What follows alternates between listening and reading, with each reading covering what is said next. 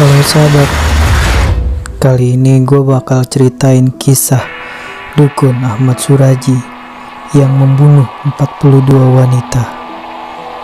Saksikan kisahnya.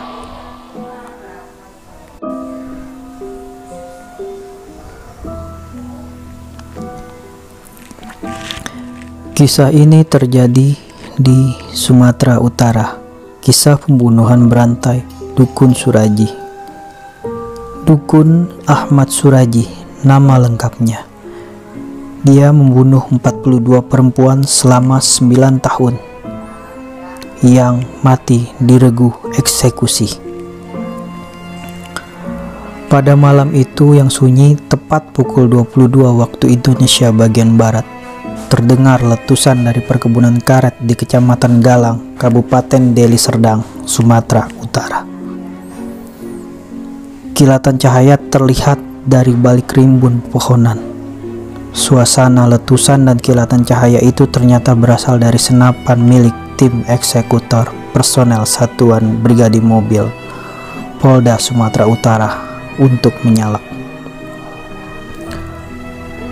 Dari 12 senapan yang dipegang oleh 12 eksekutor, hanya 3 yang berisi peluru tajam, dan tidak ada satupun dari mereka yang mengetahuinya. 3 butir peluru pelor melesat mengenai sasaran berjarak 10 meter dengan kecepatan 900 meter per detik, menembus dada kiri seorang laki-laki pembunuh yang matanya tertutup dengan kaki dan tangannya diikat di pohon. Laki-laki yang dieksekusi mati malam itu adalah Ahmad Suraji, warga desa C, Semayang, Kecamatan Sunggal, Deli Serdang. Pada saat eksekusi itu, Suraji berusia 59 tahun. Dia merupakan terpidana mati kasus pembunuhan kejam 42 perempuan di Sumut. Dia menghabisi korban-korbannya itu dengan dalih menambah kesaktian ilmu.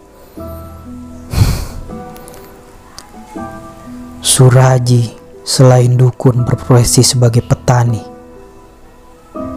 Kawan dan tetangganya sering memanggilnya nasib kelewang, karena Suraji sering menenteng golok saat bertani.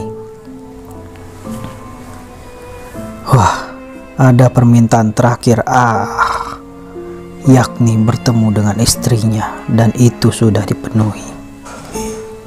Suraji dieksekusi mati setelah Presiden waktu itu Susilo Bambang Yudhoyono menolak pengajuan gerasinya bersama terpidana mati lainnya pada 22 November 2007. Perjalanan hidup Dukun AS, begitu semua media masa kala itu menjulukinya, berakhir.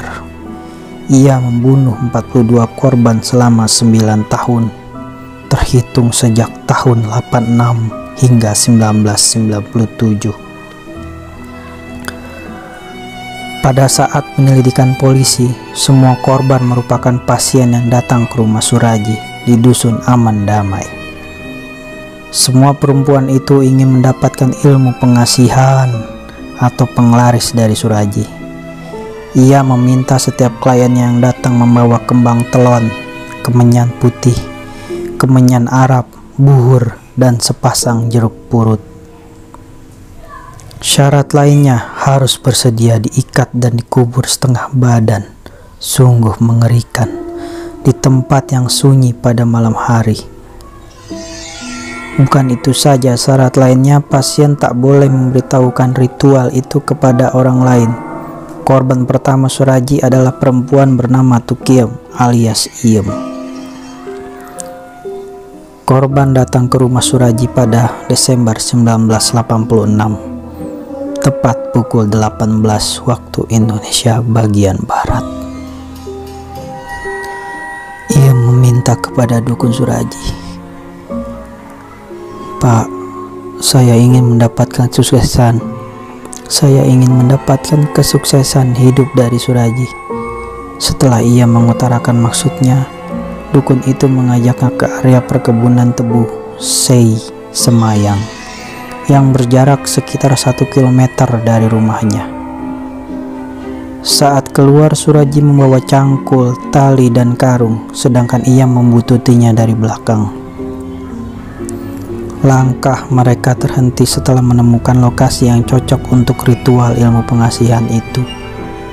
Suraji meminta ia memegang senter untuk menerangi tanah yang bakal digalinya. Suraji menggali lubang sedalam 1 meter, panjang lubang sekitar 1 meter dan lebar 70 cm. Karena biasa mencakul, tak butuh lama bagi Suraji untuk membuat lubang seukuran itu. Suraji lalu meminta Iem masuk ke lubang kedua. Kakinya dan tangannya Iem diikat tali sambil berdiri. Setelah itu, Suraji naik lalu menguruk lagi lubang dengan tanah. Tubuh Iem terkubur mulai kaki hingga dadanya. Sejurus kemudian, Suraji jongkok di hadapan Iem. Suraji menyandarkan kepala Tukiem di atas paha kakinya. Tiba-tiba tangan kiri Suraji menutup mulut dan hidung wanita itu, sedangkan tangan dan kanannya mencekik leher Iem. Sungguh tragis. Praktis korban tak bisa berontak karena hampir seluruh badannya sudah terkubur di dalam tanah. Dalam hitungan menit nyawa Iem pun melayang, meninggal seketika di tempat itu. Suraji melakukan ritual lain dengan air liur korban yang sudah tidak bisa bergerak. Setelah itu tubuh korban diangkat kembali. Ia membuka ikatan tali di kakinya dan tangan Iem, membuka seluruh pakaiannya hingga telanjang. Lalu Suraji menguburkan kembali korbannya di tempat itu juga. Esok paginya Suraji beraktivitas seperti biasa, bertani seolah-olah tak ada kejadian apapun. Ia bergaul seperti biasa dengan tetangganya. Sungguh pembunuh berdarah dingin.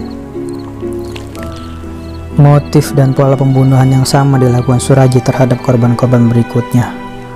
Korban kedua Suraji bernama Yusniar alias Niar yang dibunuh pada sekitar Maret 1987. Korban ketiga adalah seorang perempuan bernama Tom Block sekitar 1988.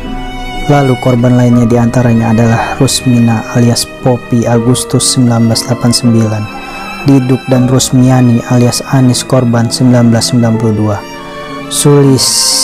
Sulianti alias Yanti Juni 1992, Irda Yanti 28 Oktober 1992, Sadiem 17 Desember 1992, dan Kunyil Januari 1993. Seluruhnya diketahui ada 42 perempuan yang telah dibunuh secara keji oleh Suraji.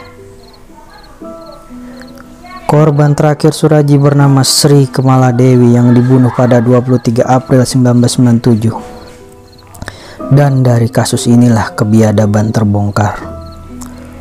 4 hari setelah pembunuhan, warga dusun Aman Damai dibuat geger ketika seorang pemuda menemukan mayat tanpa busana di ladang tebu. Mereka terkejut, ternyata mayat itu adalah Dewi yang dikabarkan menghilang 3 hari sebelumnya. Polsek Sunggal pun menurunkan tim untuk menyelidikinya. Awalnya polisi mencurigai Tumin, mantan suami Dewi, karena keduanya sering bertengkar, tetapi polisi tak cukup banyak bukti. Hingga pada satu kesempatan, polisi mendapatkan secercah petunjuk baru. Seseorang warga bernama Andreas mengaku sempat mengantarkan Dewi ke rumah Suraji yang untuk berkonsultasi sebelum dikabarkan hilang. Polisi kemudian mendatangi rumah Suraji. Pria itu mengakui Dewi memang pernah datang ke rumahnya. Namun selepas maghrib Dewi pulang ke rumahnya sendiri. Karena tak cukup bukti, polisi menghentikan penyelidikan. Polisi mendalami sejumlah laporan orang hilang dalam beberapa tahun terakhir. Ternyata dari sekian banyak orang yang dilaporkan hilang itu terdapat 1 benang merah. Kebanyakan mereka merupakan pasien Suraji. Polisi pun lalu menggeledah rumah Suraji. Di sana ditemukan sejumlah pakaian dan perhiasan perempuan, salah satunya milik Dewi. Suraji beserta ketiga istrinya pun ditangkap, yaitu Tumini, Tumina, dan Ngatia. Lewat proses interogasi yang panjang, akhirnya muncul pengakuan dari mulut Suraji. Dia mengaku membunuh Dewi. Polisi tidak berhenti di situ. Suraji didesak terus dan semula hanya mengaku membunuh Dewi. Suraji akhirnya mengaku telah membunuh 16 perempuan hingga kemudian ia mengaku lagi telah membunuh 42 wanita. Hal itu membuat polisi terperangah. Perbuatan itu dilakukan dengan dalih untuk mendapatkan kesaktian. Pembunuhan berantai ini dilakukan dari 1986 hingga 1997. Bahkan Suraji mengaku menemukan bisikan gaib untuk membunuh 72 perempuan.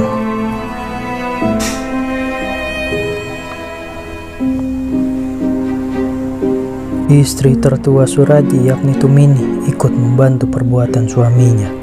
Suraji dan Tumini akhirnya mendekam di penjara.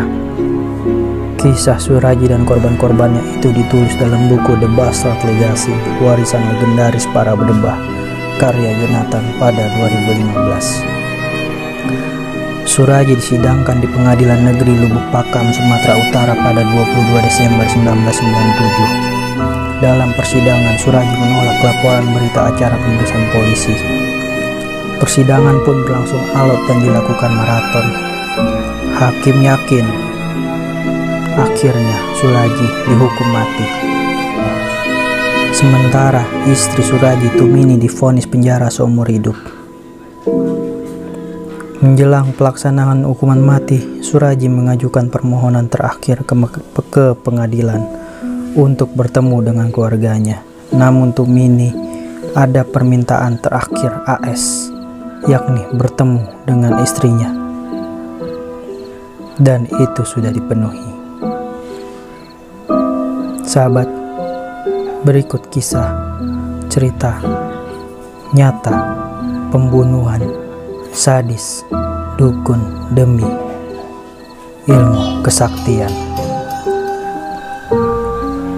Simak kisah-kisah menarik dan nyata berikutnya. Wassalamualaikum warahmatullahi wabarakatuh.